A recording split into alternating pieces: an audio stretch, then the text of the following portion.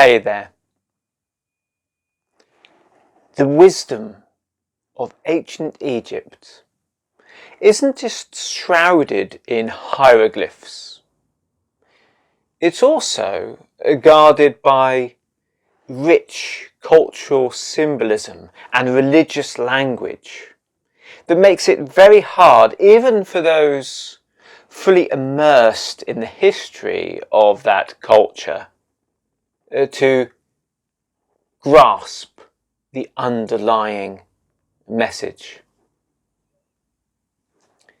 Some believe that the Hermetic writings was an attempt to take these sacred teachings and to phrase them in the words of Greek philosophy, thus preserving this tradition and allowing those that are to come after to have a clear vision of the essence of these lessons. But what if this golden chain was to have one more link added to it?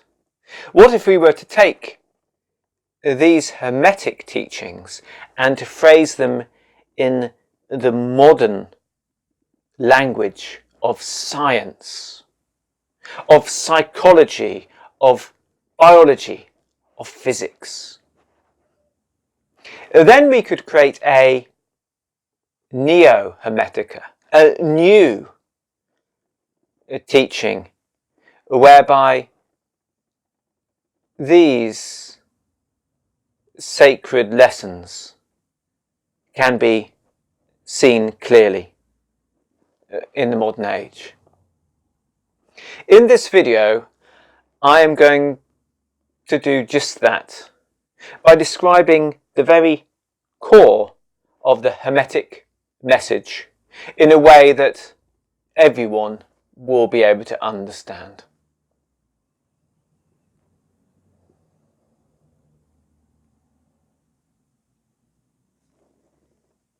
In the beginning, there was a spark of pure light. This light shone, and from the emanating rays was formed an original force. A force that underpins and underlies the whole of existence. We could call this consciousness. Within this consciousness, thoughts formed. Thinking in a way that man could barely grasp, but in some way similar to how we form thoughts ourselves.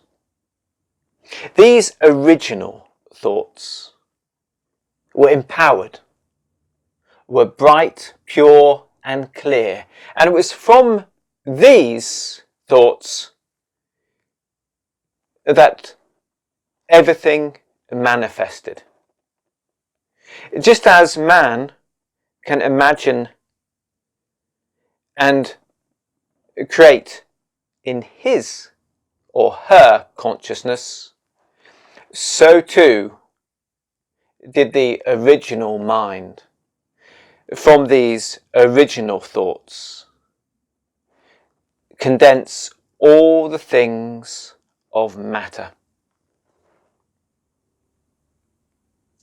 As time went on, this matter changed,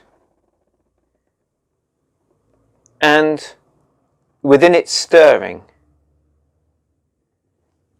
the original force of consciousness joined with its creation to make life. And we can imagine life in its original single-celled form, We can imagine life starting to grow into more complex forms. This consciousness connected to matter gave a certain resonance. In the very simple beginning forms of life, it allowed that being to experience just a reflection of what was around it, just a limited amount of information. We could imagine this in the way a plant can experience where the sun shines and turn towards it, or grow around something that it encounters. But as evolution took place, as above so below, as the physical manifestation of life became more complicated and evolved, so too was there an increase in the density and functionality of this original force, this mind stuff. If we think about the most simple of animals, we can imagine perhaps that they, could it be a beetle or a very small fish, we can imagine that these creatures have gained more of an ability to observe and to reproduce in their own consciousness than the plants. But this is still limited. Perhaps they can only respond to what's happening and recall in a very simple way experiences from the past. As evolution continues, we see beings which are capable of far more, with a far more evolved consciousness. Perhaps we could imagine a rodent, perhaps a mouse, or perhaps a squirrel. Its consciousness is now far more advanced. It's able to reproduce quite a realistic replica of the world around it through all its senses. And this molds the mind stuff. This creates an inner impression of the outer. It's able to recall different events and maybe compare them so as to be able to guide its actions in a skillful way. Maybe we can imagine one step further. Maybe this could be a bear or a bigger creature, maybe a crocodile. And now this being is able to calculate. The mind stuff, this original consciousness, now forms beautifully into something malleable. Ideas from the past, ideas planning the future, can be combined and created into something special. Maybe you could imagine that that bear can not only remember many different things that happened, but it can also come up with new ideas as to how to deal with things based on them, or imagine how things could turn out differently based on combinations going together. By the time we move to monkeys and other very intelligent mammals, the reproduction of the outer world in the inner, and the calculations and the memory and the imagination, the communication, it's all become very beautiful and very powerful. Now, within the body of such animals, there are many specialist organs in charge of different things. And, of course, the brain is connected with consciousness. But from the Hermetic point of view, it's not to be confused with the source of consciousness. No. The consciousness actually comes from this hidden energy, the original energy which is connected to the brain. Like a radio receives radio waves, the brain is just the receiver. So, let us look to a very special event in evolution. By the time man appears, there's a jump in terms of a great blessing or something very lucky that brings around the next evolution of consciousness, the word. The word allows us to think in terms of an abstract. By forming words, we can deal with concepts like love and hate and truth and falsehood, all things that don't have a definite image or physical manifestation. We have touched on those original ideas from the beginning.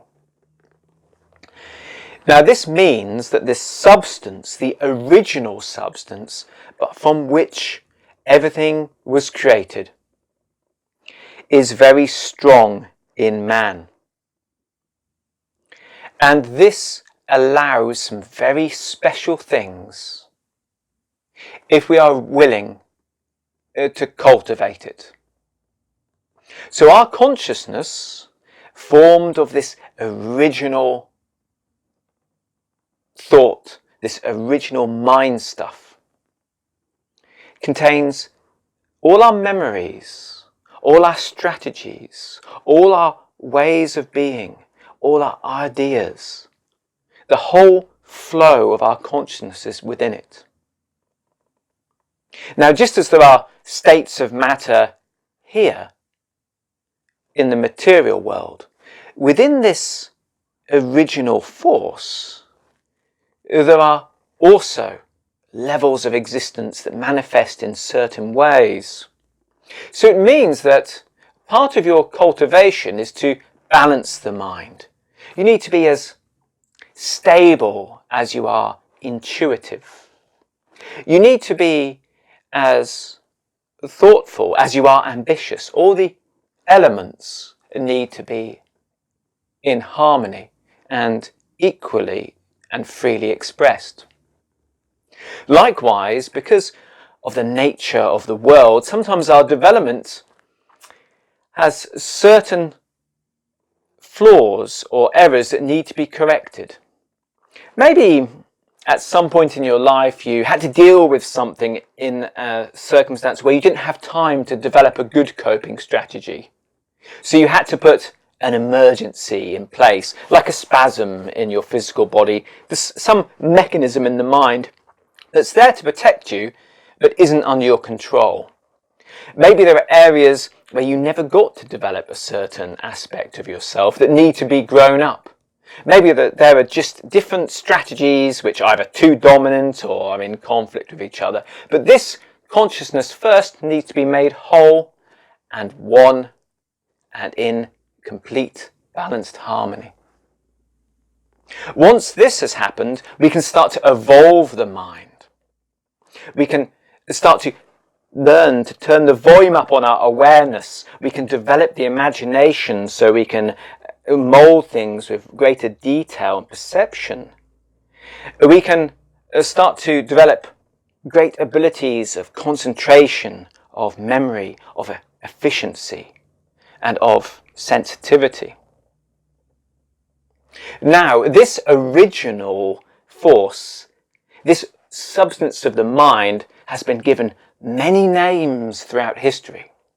Whether it be life itself or a spirit. Maybe modernly we might consider it some form of dark matter. But it explains all the mysterious, unknown things. Because our consciousness is linked to our brain, but not contained by it. This is why sometimes we can see echoes of people afterwards, or sometimes we can pick up on resonances from the mind which is outside us, from imprints in this force. This we call clairvoyance. With the kind of training I was discussing, we can also start to increase the density, efficiency and power of this substance of the mind. This allows us to project intentions into the world that subtly guide things.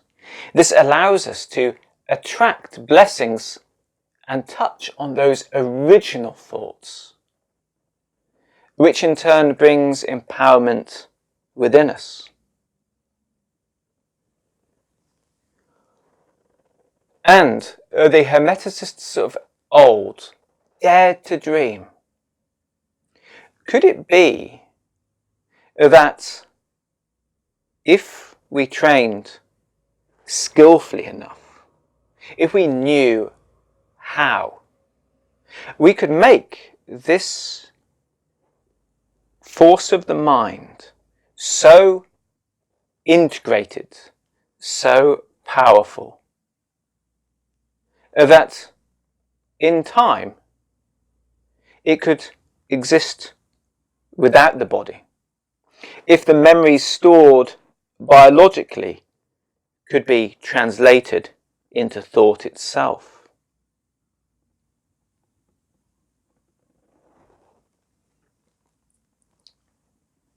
This explanation, I believe, will open the door to many interested in Hermeticism, giving them true understanding and inspiration in equal measure.